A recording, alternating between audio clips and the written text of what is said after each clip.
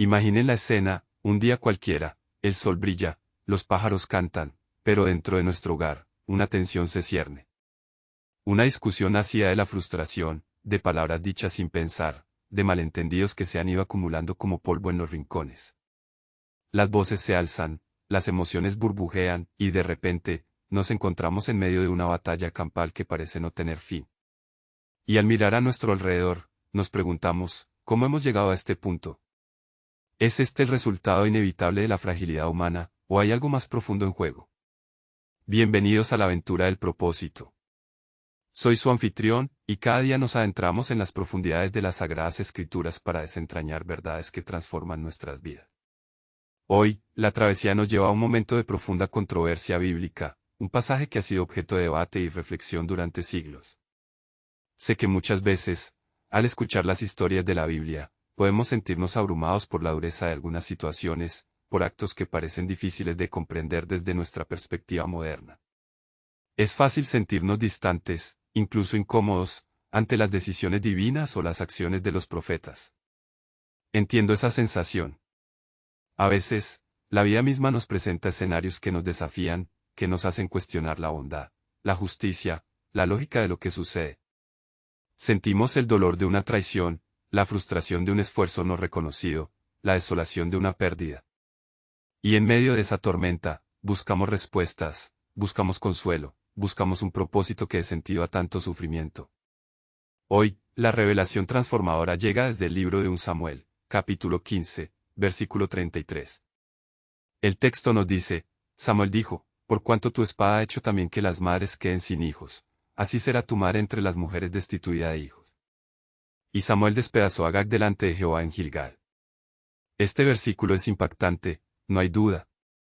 Nos presenta a Samuel, el profeta elegido por Dios, actuando de una manera que a primera vista podría parecer cruel.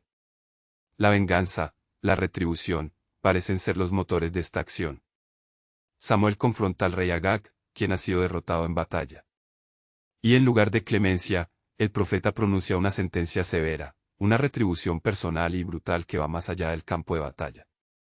Así será tu madre entre las mujeres destituida de hijos, una maldición que se enfoca en la descendencia, en la continuidad de la línea real. Y luego, el acto físico, el despedazar a Agag delante de Jehová. Es fácil quedarse en la superficie, juzgar la acción de Samuel sin comprender el contexto, sin considerar las motivaciones divinas detrás de ella. Pero la aventura del propósito nos invita a ir más allá. La obediencia a Dios, cuando es genuina y completa, implica confiar en su sabiduría, incluso cuando sus caminos son inescrutables para nosotros.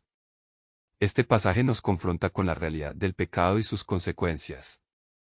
La desobediencia de Saúl, al no aniquilar por completo a los amalecitas y a su rey Agag, tal como Dios lo había ordenado, acarreó una grave ira divina. Dios había dado una orden clara, la completa erradicación de Amalec como castigo por sus crueldades pasadas contra el pueblo de Israel. Saúl, sin embargo, optó por la misericordia selectiva, o quizás por la conveniencia política, perdonando a Agag y conservando lo mejor del botín. La intervención de Samuel no es un acto de venganza personal impulsiva. Es la ejecución de un juicio divino. Dios es un Dios de justicia, y también es un Dios de misericordia. Pero su justicia demanda que el mal sea confrontado y que haya rendición de cuentas. El pecado, en su esencia, es rebelión contra Dios, y esa rebelión tiene consecuencias. Consideremos esto, ¿qué hubiera pasado si Samuel no hubiera actuado? Si Dios hubiera permitido que la desobediencia de Saúl quedara impune. La historia de Israel podría haber sido muy diferente. La impunidad del mal puede abrir la puerta a más maldad. La justicia divina, aunque a veces parezca dura, busca restaurar el orden y proteger a los inocentes. Es crucial entender que Dios no es un tirano caprichoso. Sus mandatos, incluso aquellos que nos parecen severos, provienen de un propósito mayor, de un plan divino que abarca la eternidad.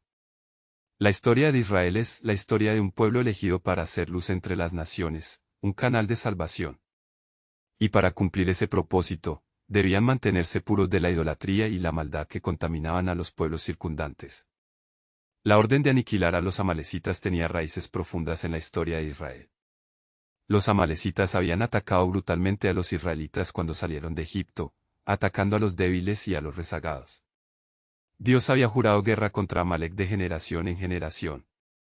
La orden de Saúl de destruir a todos los amalecitas era la culminación de una sentencia divina que se arrastraba por siglos.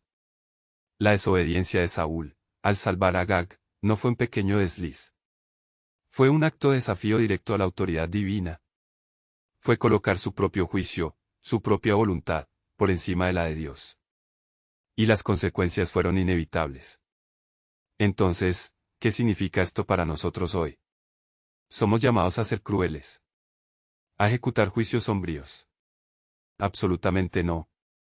La aventura del propósito nos enseña que la ley mosaica, con su énfasis en la retribución, fue un precursor del camino de gracia y misericordia que se revela plenamente en Jesucristo. Jesús mismo dijo, oísteis que fue dicho, ojo por ojo, y diente por diente. Pero yo os digo, no resistáis al que es malo, antes, a cualquiera que te golpee en la mejilla derecha, vuélvele también la otra. Mateo 5, 38-39. En Cristo, el sacrificio por el pecado se ha completado. Ya no vivimos bajo la ley de Moisés en su forma punitiva, sino bajo la ley del amor y la gracia. Sin embargo, la lección sobre la obediencia y la seriedad del pecado sigue siendo vital. Podemos aplicar este principio de obediencia incondicional a nuestra relación con Dios hoy. Estamos dispuestos a obedecer sus mandatos, incluso cuando nos resultan difíciles, inconvenientes o van en contra de nuestra propia lógica. Estamos dispuestos a sacrificar nuestras propias comodidades, nuestros propios deseos, por seguir el camino que Él ha trazado para nosotros. La obediencia a Dios no es una sumisión ciega y sin sentido. Es una respuesta de amor y gratitud a aquel que nos ha amado primero. Es confiar en que sus designios son siempre para nuestro bien, para nuestro crecimiento, para nuestro propósito eterno. Pensemos en nuestras propias vidas. Hay áreas donde hemos sido desobedientes a la voz de Dios. Donde hemos tomado atajos, hemos justificado nuestros pecados, hemos excusado nuestras faltas. El versículo de hoy nos recuerda que el pecado tiene consecuencias, y que la obediencia es un camino de vida. El acto de Samuel, aunque violento para nuestros ojos modernos, fue una demostración de la santidad de Dios y de su repudio al mal. Fue un recordatorio de que Dios toma muy en serio el pecado y la desobediencia.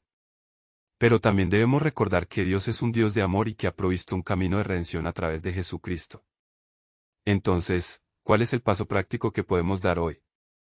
Reflexiona sobre un área de tu vida donde has estado luchando con la obediencia a Dios. Quizás es un hábito que sabes que te aleja de Él, una relación que te está perjudicando, una decisión que has estado posponiendo. Hoy, en lugar de justificar o posponer, comprométete a dar un paso de obediencia. No tiene que ser un salto gigante, sino un pequeño paso en la dirección correcta. Ora a Dios, pídele fuerza y sabiduría para obedecer su voluntad, y confía en que Él te guiará. La obediencia genuina no es una carga, es una liberación. Es el camino hacia una vida plena y con propósito. Comparte este mensaje con alguien que necesite escuchar esta verdad hoy.